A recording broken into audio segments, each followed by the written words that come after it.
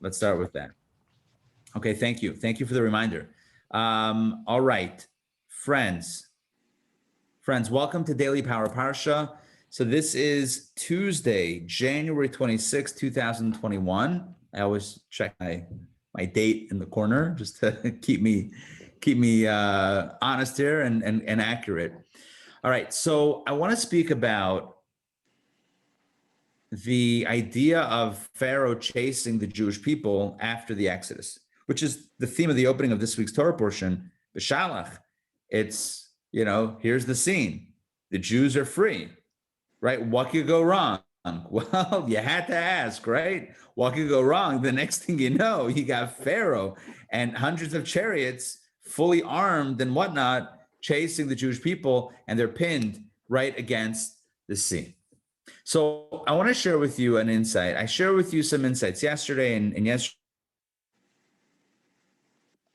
DPP, but here's another one that is relevant, and that is, and again, insights that are taken from the more mystical sections of Torah, and that is that oftentimes when we extricate ourselves, so to speak, from I don't want to, I'm not saying this in a judgy fashion, but for our own self, and from negative places or from places that we felt stuck in. Maybe it's a behavior that we've been stuck in, a negative behavioral pattern, or maybe a negative thought pattern or negative emotional pattern, or just something that we want to get away from.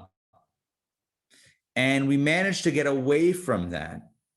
There's a challenge. There's a challenge sometimes, and that is the challenge of somehow nostalgically taking it with us, right? Taking a little bit of the nostalgia with us. So, when Pharaoh is chasing the people, here's the question, right? Is that Pharaoh chasing, or is that us bringing Pharaoh with us? According to Kabbalah and Hasidic philosophy, Chabad philosophy, so sometimes it's less the former and more the latter. I'm not saying literally in the story of the Exodus that this is what happened, that the Jewish people willed, so to speak, Pharaoh to come after them.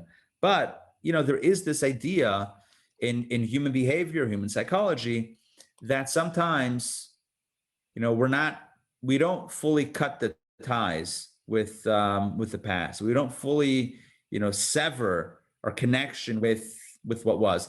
This is actually a similar idea to what I said yesterday regarding the windshield and the rear view mirror, about, sometimes when we look too much behind us, we become stuck and paralyzed.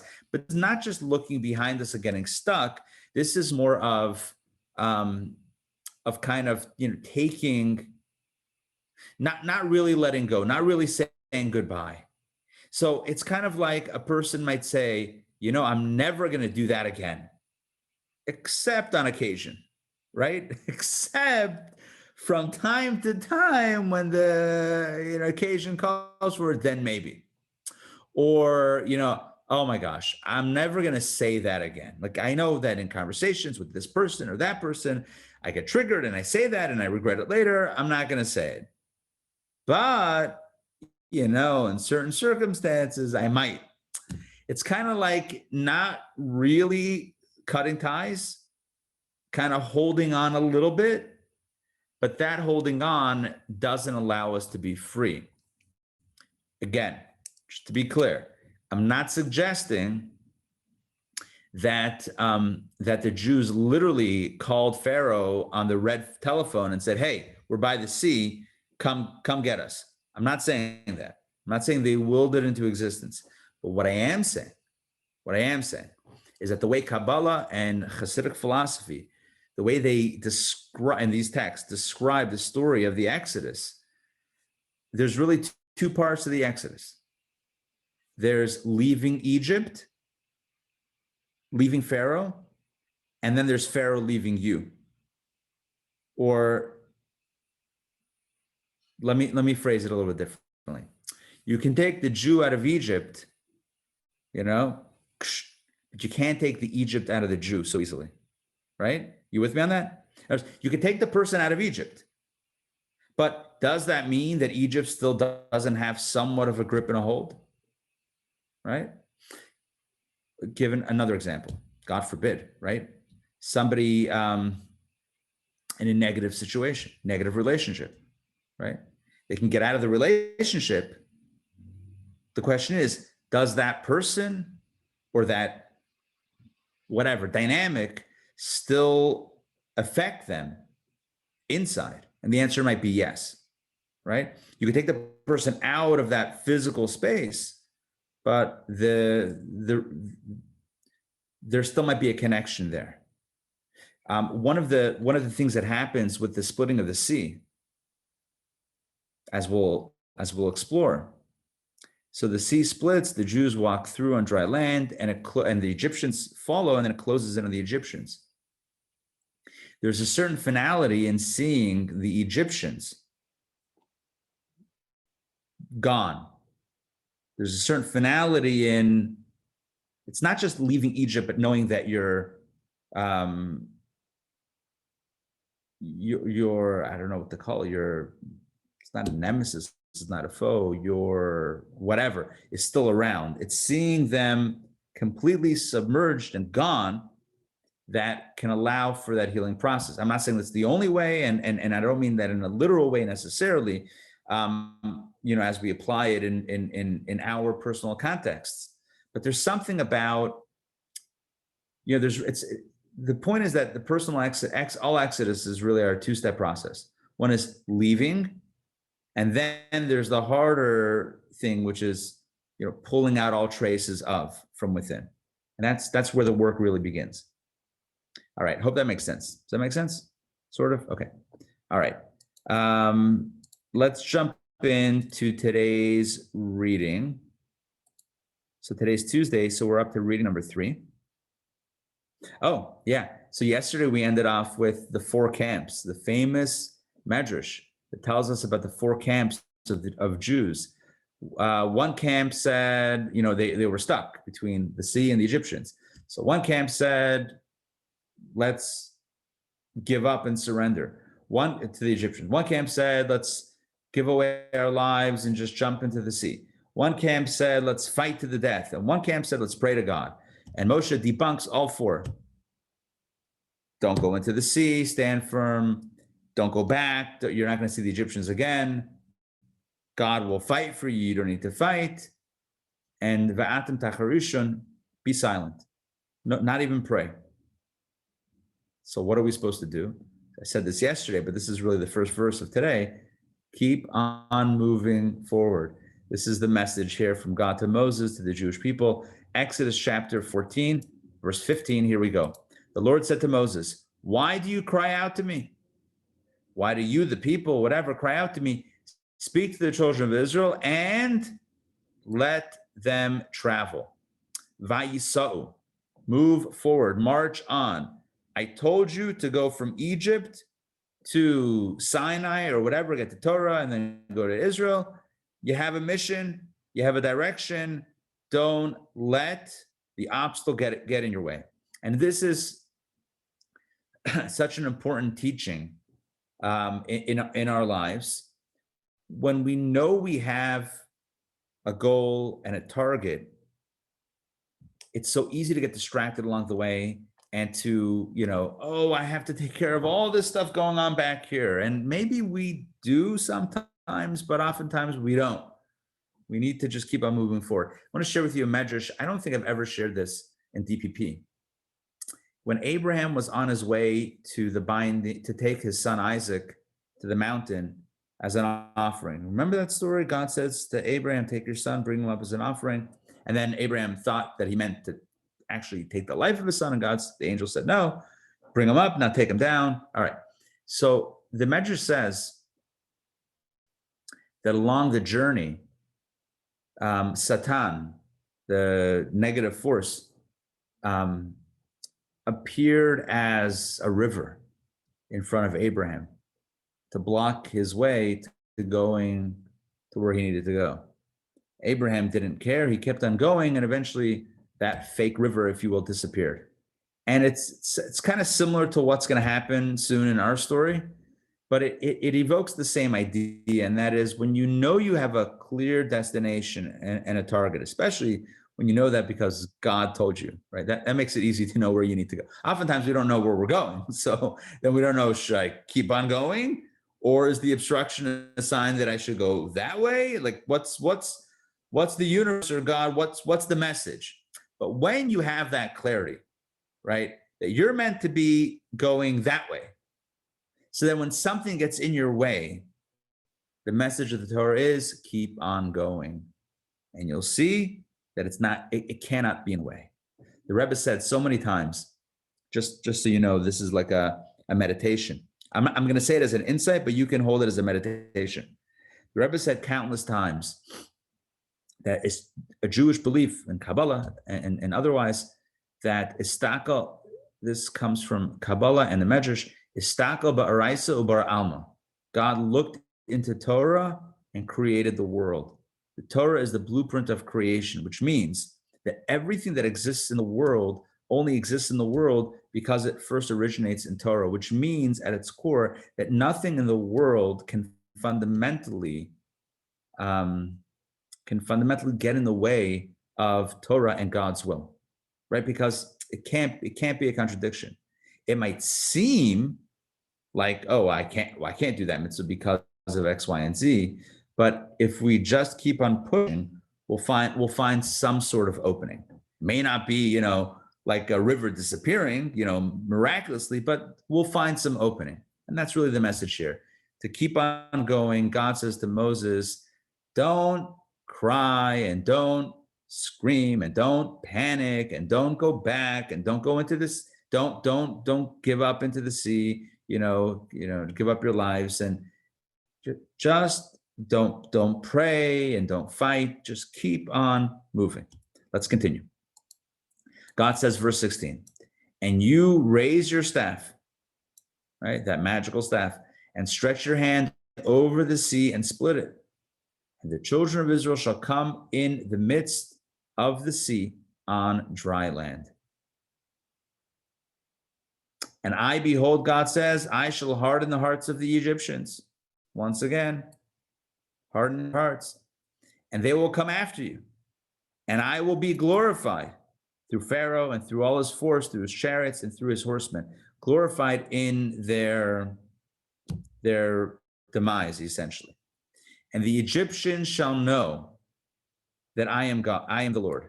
By the way, glorified is not in contradiction to what I said before, that we don't celebrate, human suffering and pain, even when they're the enemy, etc. The point of glorified is that it's going to be clear that God is in control and not Pharaoh. The Egyptians shall know that I am the Lord when I will be glorified through Pharaoh, through his chariots, and through his horsemen. That was verse 18. Verse 19.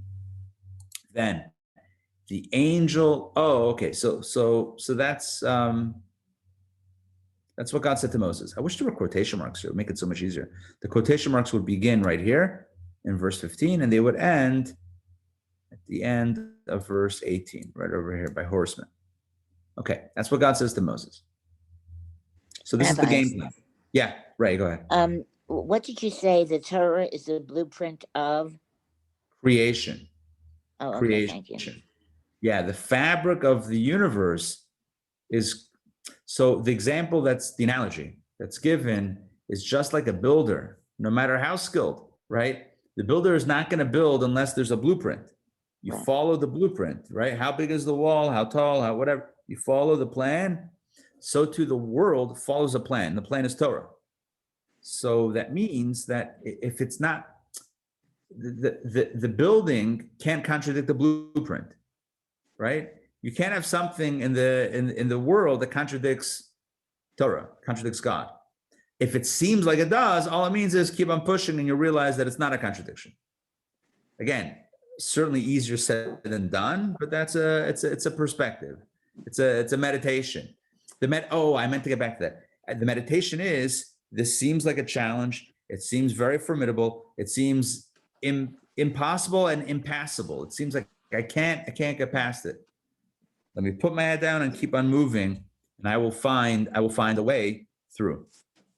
Okay, hope that makes sense. Let's continue inside. So then the angel, so God tells Moses what's going to happen. You'll split the sea, you'll go through, and then Pharaoh, not so much. Then the angel of God, who had been going in front of the Israelite camp, you remember this. There was the cloud. Remember the cloud navigation? The cloud that was going in front of them to show them the way and whatever. So there was a cloud and an angel. We're getting more information as we go, right? So the angel of God, who had been going in front of the Israelite camp, moved and went behind them. And the pillar of cloud moved away from in front of them and stood behind them. And he came, the angel, between the camp of Egypt and the camp of Israel. And there were the cloud and the darkness, and it illuminated the night.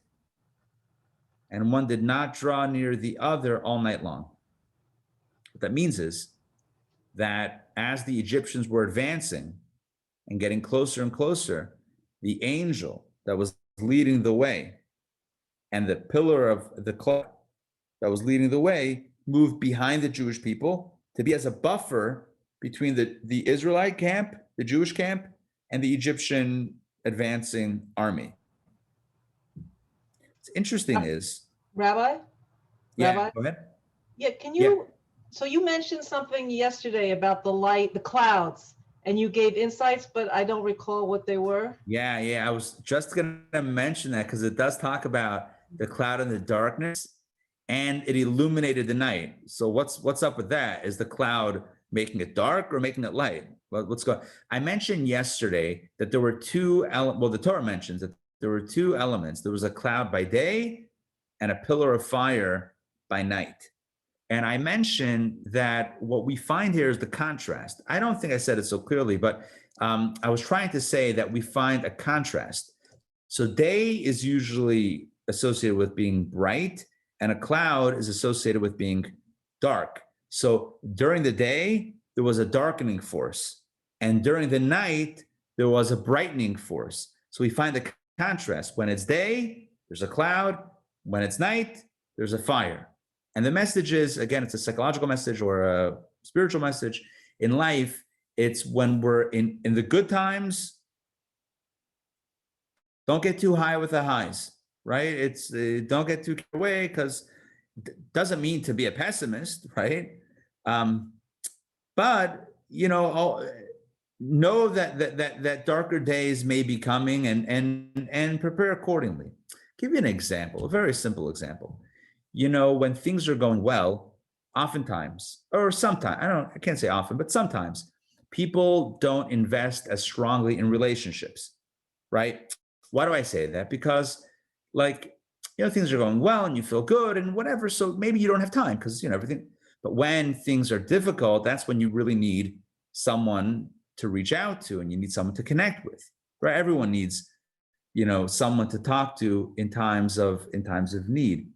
But the question is, did we invest in those relationships that we need in those difficult times when things were okay? Or is it now that we need that? There's nothing wrong with needing it when we need it. The message here is, even when things are good, think about, be realistic about things will not always be this good, and invest appropriately and accordingly.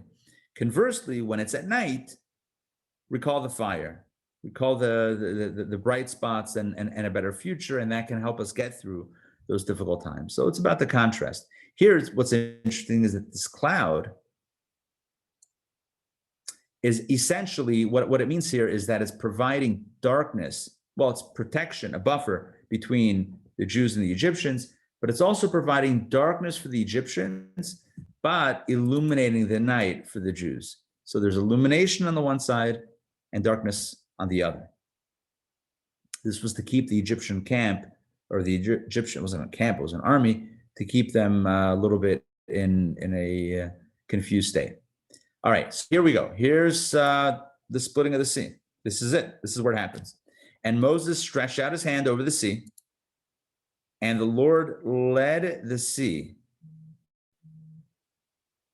with strong east wind all night, and he made the sea into dry land, and the water split. So Moses stretched his hand with the staff. Well, it doesn't mention here, but God said to use his staff. And an east wind, a strong east wind came, and the sea split. God made the sea into dry land, the water split. Then the children of Israel came into the midst of the sea on dry land, and the waters were to them as a wall from their right and from their left. That's cool. That's a great imagery, right? So they're walking in the sea on the seabed, if that's what you call it, the bed of the sea. And the water is on the right and on the left like a wall. And we've all seen it depicted, I'm sure, in art, in various art forms. I think there was a Far Side. Remember Far Side, Gary Larson, the funny cartoonist? Anyway, I think he did a thing, did it like a one panel thing on Moses as a kid, splitting his glass of water. Like, Moses, stop splitting the water again. But anyway, the waters, they split right and left, and the Jews walked through. The Egyptians pursued and came after them. All Pharaoh's horses, his chariots and his horsemen, into the midst of the sea. So as the Jews were going in the midst of the sea, so were the Egyptians. All right, let's continue. It came about in the morning. So that happened all night. All night they were crossing the sea. I have to tell you something about that, crossing the sea. I'll get right back to that right after these two verses. It came about in the morning watch that the Lord looked down over the Egyptian camp through a pillar of fire and cloud, and he threw the Egyptian camp into confusion. And he removed the wheels of their chariots, and he led them with heaviness. And the Egyptians said, "Let me run away from the Israelites, because the Lord is fighting for them against the Egyptians." They realized that the tides were turning, quite literally and figuratively, and that things were going to go not in the positive direction for them. But at that point, they were trapped. They were inside the sea. What was happening, let me pull up some Rashi, because that could be very helpful here with these last two verses. Take a look.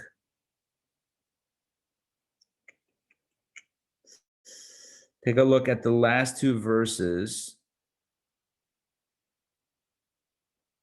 So first of all, it says, it came about in the morning watch. What does it mean, the morning watch? Rashi explains that these refers to the watches of the shifts of angels. The three parts, Rashi says, the three parts of the night are called Ashmiros, watches. Watches is not a watch. It means like shifts, like a shift. Think of a guard in front of a palace, Buckingham Palace, right? So they have guards there and they rotate every once in a while. So, I mean, lahavdil, we're talking about God now, not the Queen of England, but there are these watches or shifts of the angels. And the one watch before the morning is called Ashmiro Haboker, the morning watch. I say that, says Rashi, because the night is divided into the watches of the songs of the ministering angels, one group after another, into three parts. It is called Ashmiros, watch. This is what, okay, fine. So that's what it means in the morning watch, when the morning angels came to do their thing. Okay, by the way, that's also remember when Jacob was wrestling with the angel all night?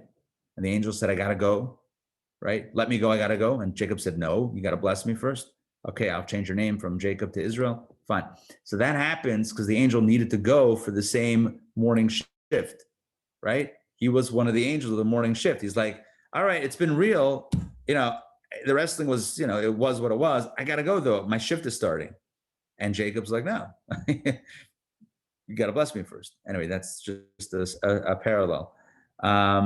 Okay, take a look through a pillar of fire and cloud. God looked down. The pillar of cloud descends and makes the earth like mud. And the pillar of fire boils the earth, and the hooves of the horses slip.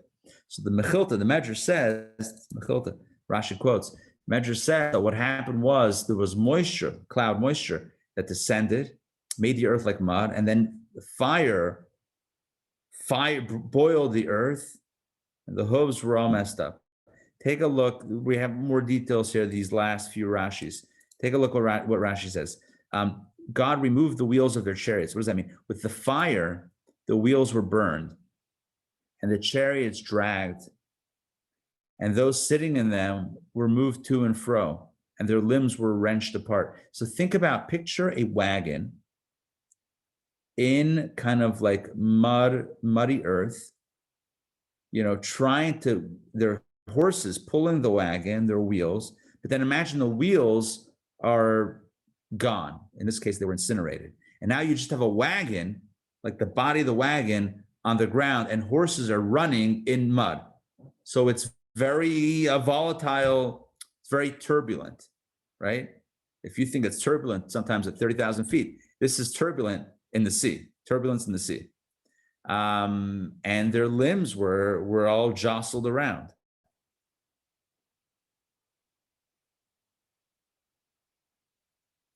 And he led them with heaviness. What does that mean? Rashi says, in a manner that was heavy and difficult for them. His punishment was in the measure that they had measured to the Israelites, namely, and he made his heart heavy, he and his servants. So because Pharaoh and the Egyptians made their hearts heavy toward the Jewish cause, so therefore the same word, heaviness, is used here in response to, or in reference to their experience in the sea. Yeah. And they said God is fighting for them against the Egyptians. Okay. All right. That's it. That's it for today. But I wanted to share with you something else. And I'm trying to remember now. Let me see if I can find it. I always risk forgetting when I push it off to later. But what was it? It was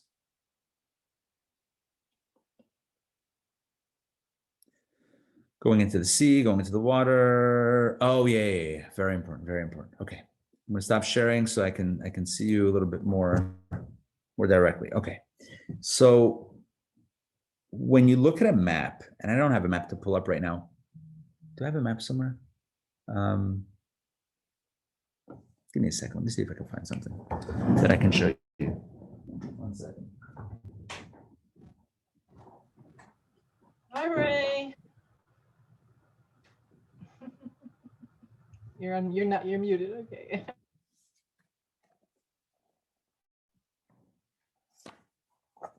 I don't know that this is going to have a map here. The end of Numbers.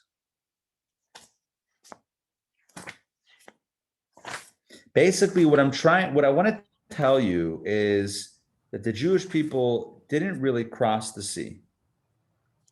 I know that's what we say, but they didn't cross the sea from one side to the other. They made like a U-shaped journey.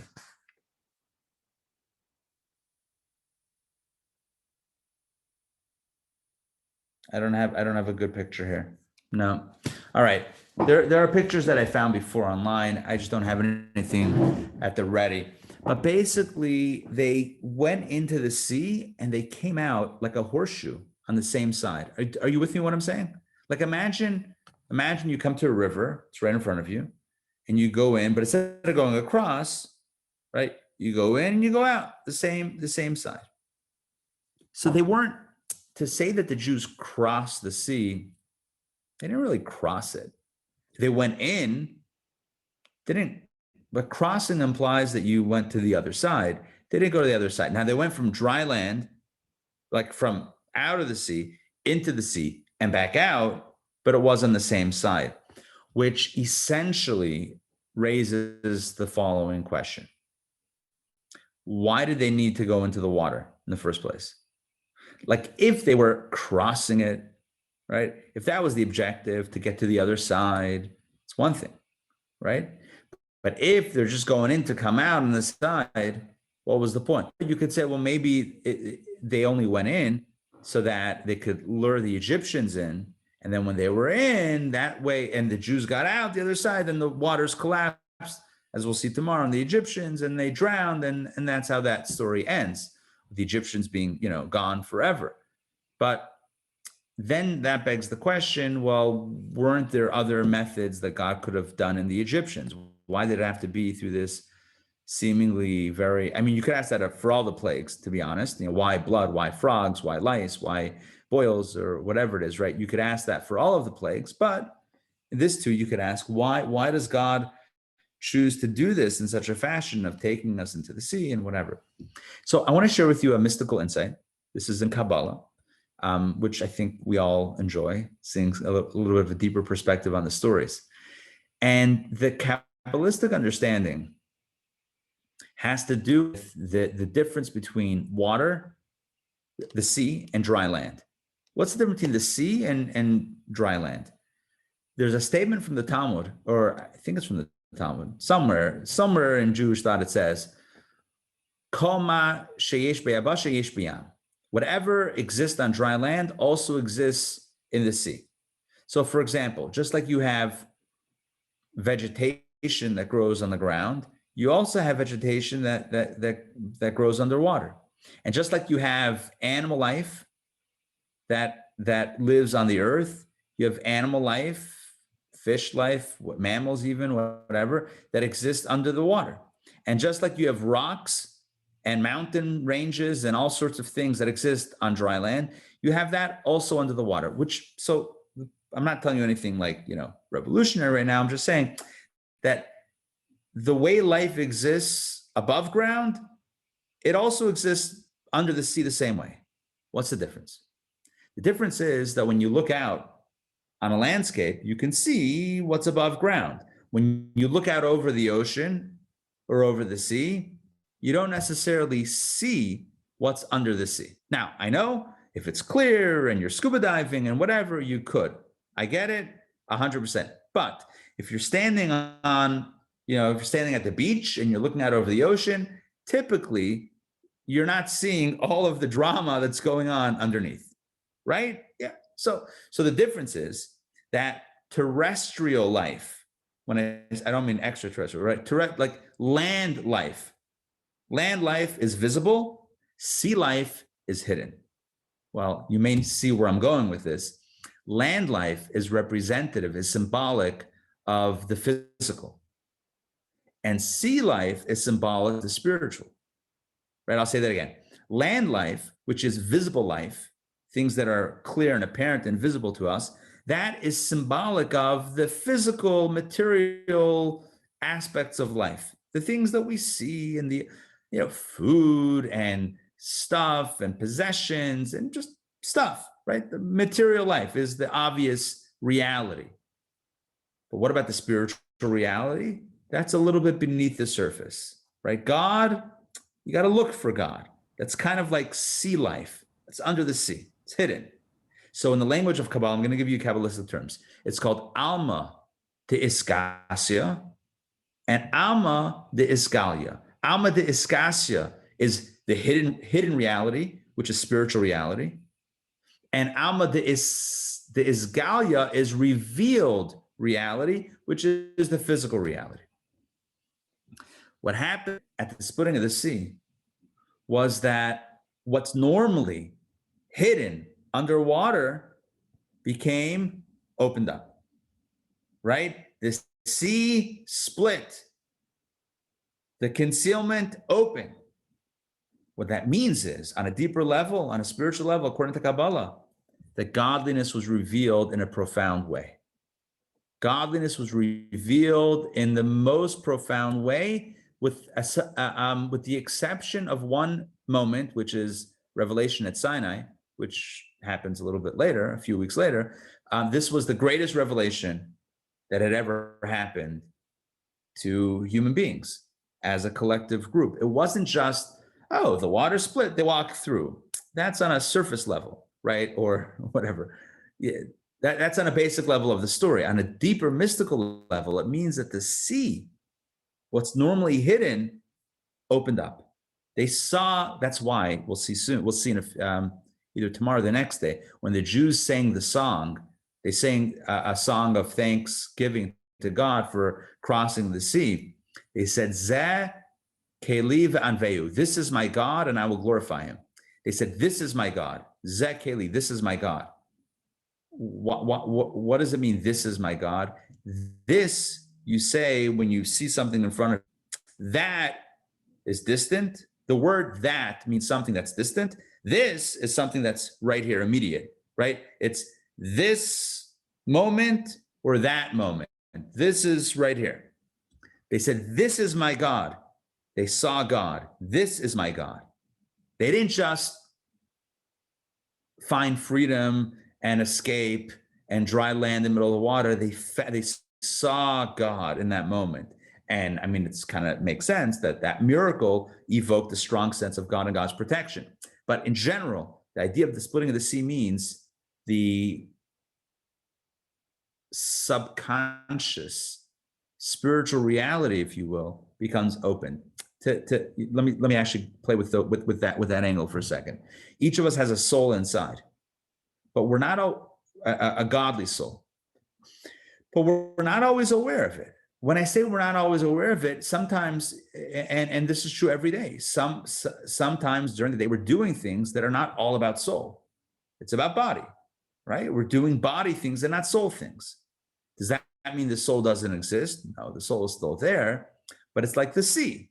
It's a little bit underwater, right? It's a little bit under the surface. It's there, like sea life is under, but it's a little bit covered. It's a little bit, a little bit covered.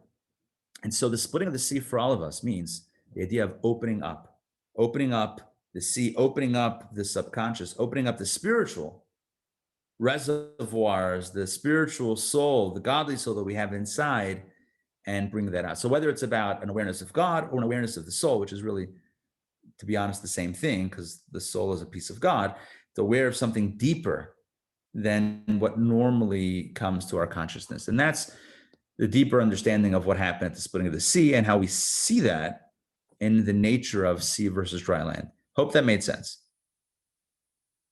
Question, please. Yeah. So your analysis of the dry land versus the sea, does this correspond to those two parts of the four elements analysis? Is it the same or is it different? Very interesting. You know what? I don't recall that being connected in the four elements analysis.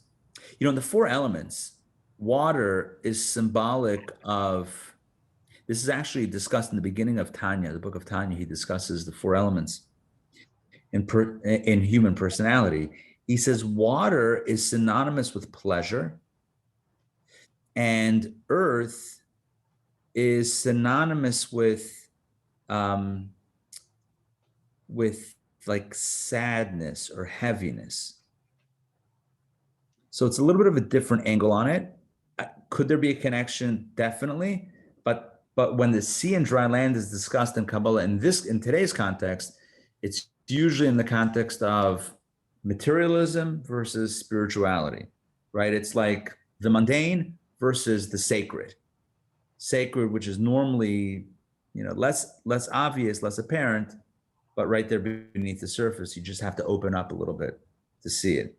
Whereas in the discussion of the four elements, it's sometimes, at least the way I'm familiar with it, it's got a little bit of a different angle.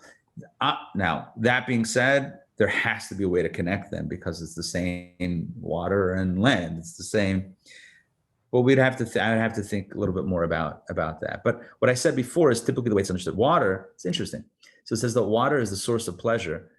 I always thought it interesting that when you look at ads for food, when they want to make food, like in either a commercial or, a magazine, you want to make food look good. You know what the best thing to do is? Put water, right? Put a little water droplets. It's not the tomato. It's a wet tomato. It's a tomato that's there's something about water that like evokes that pleasure. It's like that physical, there's something about that. Anyway, whatever, it's an interesting thing. But in Tanya, he speaks about that right at the end of the first chapter. He talks about human personalities vis-a-vis the four elements. Wind, for example, would be frivolity or boasting, like hot air type thing, or wasting time, like that sort of thing. And by the way, each has a positive and a negative, certainly, but the negative of these would be, and fire would be anger. So fire would be like, anger, and wind would be emptiness, time wasting things. Earth would be kind of melancholy, and water would be hedonistic pleasure seeking. That's a darker take on the four elements, not the only take, but that's a bit of a negative, or maybe more of the challenging parts of the four elements. Okay, so in summation, we talked today about the moments right before the splitting of the sea and the moments right as the sea was split. And we shared some insights about that, but also the insight about the idea of this moment being an opening up of what's normally concealed. And I think in all of us, maybe we'll end with this. I think in all of us, we have gifts, we have intuitions, we have sensitivities that the world or life itself sometimes paves over and says, nah, keep it inside. Splitting the sea means that we're vulnerable. We open up and we take a look at what's inside. We allow what's inside to come out. And it's not an every moment thing. It's more of a, once in a while, but it shouldn't be too once in a while. It should be more of a regular thing, which is, by the way, I would say also one of the reasons why we read about the splitting of the sea every day in our prayers. Every day in our morning prayers, there's a section that recalls the splitting of the sea. And we even read, or we can sing, the song of the sea every day, Az Yasher, which we'll get to in a day or two inside the Torah text, but it's done every single day to remind us that every day we have to have at least one sea splitting moment, one moment to allow our deepest connections to come out into the open. All right, so may you find your sea splitting moment, also side splitting moments. Humor is good, but may you also find the sea splitting moment every day, including today, and bring out your soul into the world. The Lord knows the world needs more soul. So let's all do that for the benefit of ourselves and for each other. All right, thanks for joining me today for DPP. That's it. That's it for today. Thank you. I appreciate that. See you, Donna. See you, Ray. Thank you, Rabbi. Take care, everybody. All right. Bye. Take care. Thank you. Bye. Thank you.